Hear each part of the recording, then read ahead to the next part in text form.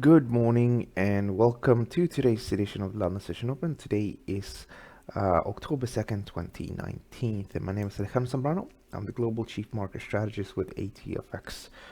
I am also the editor of, or the manager of investingcube.com, which is a website aimed to produce content for traders to help them empower them in their trading. Okay, we're gonna begin now and talk about a bit about the euro versus the dollar. So the market bounced here from the lows, in 1 second, and sort of for a very long time was very, very bearish, and suddenly the situation is really, really not really bullish, but it's definitely bullish. What happened here yesterday, as we covered on the site, the ISM indicator for the US was really poor. It was the second time it was below 50, which is the boom and bust threshold, and it slipped much more. People thought it was going to go up a bit, and in fact it went down. And export orders, which sort of show future demand. So you get your order first, right? And then obviously you need to produce that order. So it's like an indication of future economic growth and production. And that was all very, very poor numbers, literally collapsed. And that caused the dollar to go upwards. And what I find quite interesting, if we look at something like the dollar index, we've been looking at this, and it's being guided by this Andrews pitchfork, and the market tends to sort of reverse. Now, what happened here yesterday is actually the market obviously did try to break above the definitely tried to push upwards and reach a new 2019 high. But at the same time, it got rejected. And if you just look at something like here on the 1 hour chart and the dollar index, it's a very fragile state right now. Might go up, so I'm sure above 99.5, but this could be the beginning of a reversal, and especially if we take out the low here, that would make perfect sense. I know that economic data has not made a lot of sense lately over the last I think the last year or so, quite some time, actually, probably since May or something, when you got a ton of different things happening, but people don't really bother to position themselves. But yesterday we actually saw, I would argue, a correct move in the market, and we move upwards. I bought a bit myself, I think about halfway here, and then booked some profits here. I don't usually do that, but when the numbers were so bad as yesterday, it was like very easy to take a decision. Now, if you look at this in the short term, I think this can go down to something like 109, and then we'll see. Actually, I would be careful. I mean, I think we can definitely go down. I think that's not definitely, but I think most likely we'll go down a bit. But when I bought here, I was contemplating of holding this for a much bigger move to the upside. But looking at this today, after a good night's sleep, we're dealing still with the downtrend, and it's better to remain bearish. But the market is setting us a bit of warning signs as well. Like the dollar was extremely strong against the pound, the Aussie dollar, the New Zealand dollar, but at the end, all these markets bounced a bit. All right, so today is supposed to be the big day for the pound over Boris Johnson, 2% his final draft.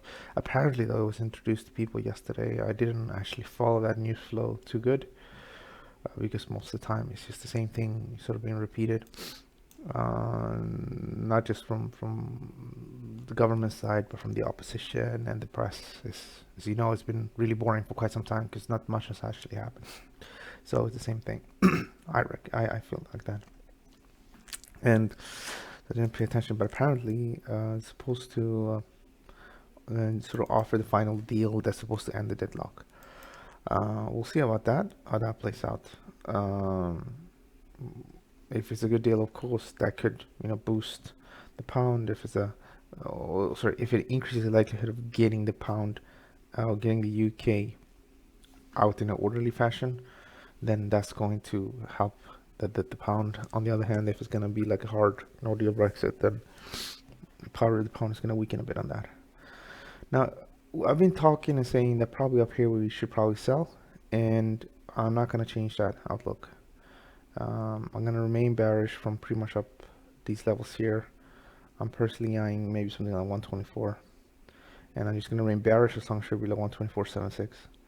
You can also see here how the break here, we now finally touched that head and shoulders target. We had the break here, market slid, but if you look on the daily, you know, the candle you're seeing here, it's not extremely encouraging for bears. I do think we're gonna go lower though. I think we go down to a bit lower, 121, and then probably we'll see what happens afterwards. My general outlook, we're just gonna get an extension, and then we'll have the same conversation around Christmas period, early January. Because if there's an extension, it's going to be beyond that. Alternatively, actually, which is more likely, is you get the extension, but then you actually get a general election in November. All right, this is the dollar versus the Japanese yen. So the market slid here, and suddenly, you know, it's not as bullish anymore. So the market went very, very close to my trend finding level, but was rejected exactly on that little level there, which does indicate that maybe the market will move down lower. For now, there's no real change in my outlook. I'll continue to be bearish. Obviously, this market is holding up relatively well, but I have a feeling in general the dollar is way too strong, especially per the dollar index, especially per that Andrews pitchfork, that, you know, another bad data report or something like that could cause people to calculate, and we could actually see a bit of dollar weakness. Going forward now, we'll take a look at some other markets. We'll take a look at US oil. So this is US oil, and it's in that buy zone. It continues to be pretty much where we left it yesterday when we were looking at this together. And the market is trying to bottom out, but it's been quite violent. You know, the market slid sharply and then up sharply, and very close to sort of its trend defining level.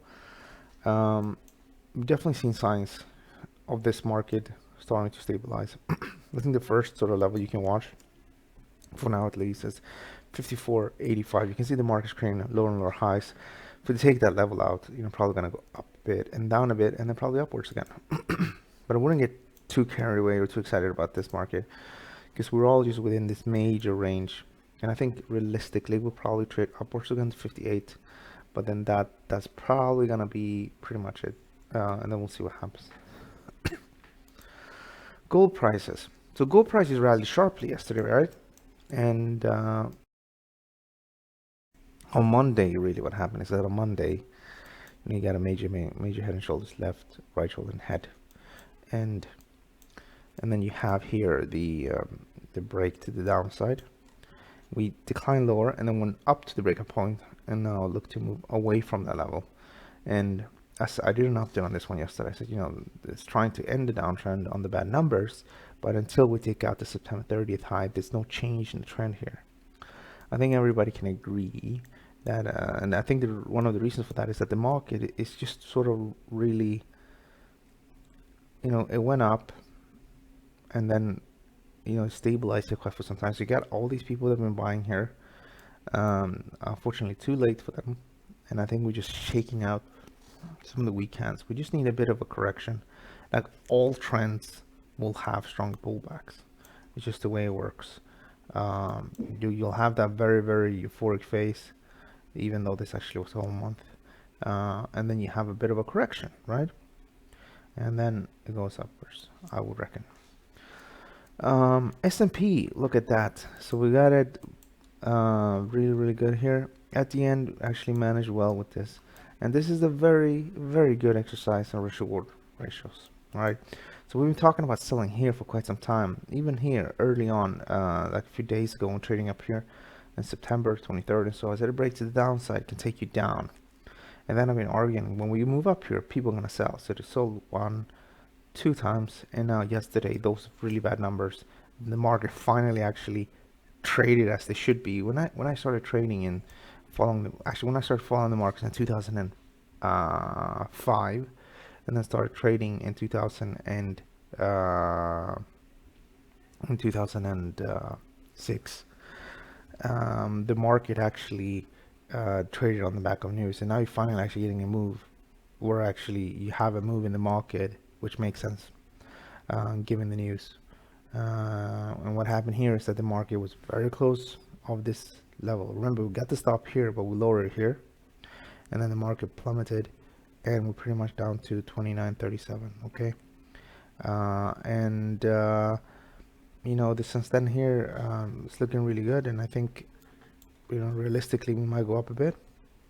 So I'm gonna put a new layer. I would definitely book profits here, by the way, and I think we just need to figure out where to buy next.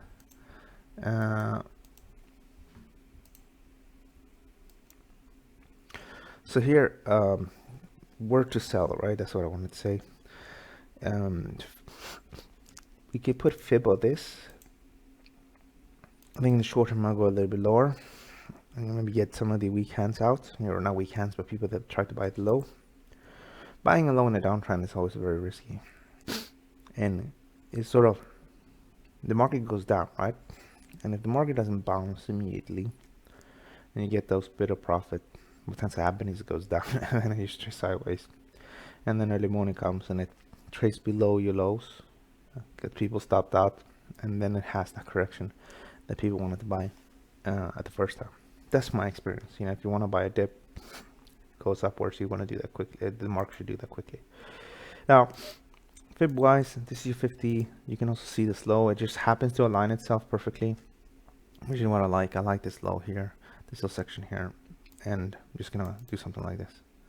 And then if the market goes up, I think people are gonna sell again, and hopefully gonna go down lower. Not hopefully, but probably lower on the back of the soft news. It's just, that's just it. The next major low is down here at 28.86. Now this is the German DAX. German DAX did not work out good. We did get stopped out here. The day was too short here, stop here. Now if you, there's a system I use where I give normally on these sort of trades, I give about 1.5% risk per trade. And here we would have lost 1.5% of our risk. And in the S&P 500, I'm not sure exactly, but because I removed all the levels. But let me see here.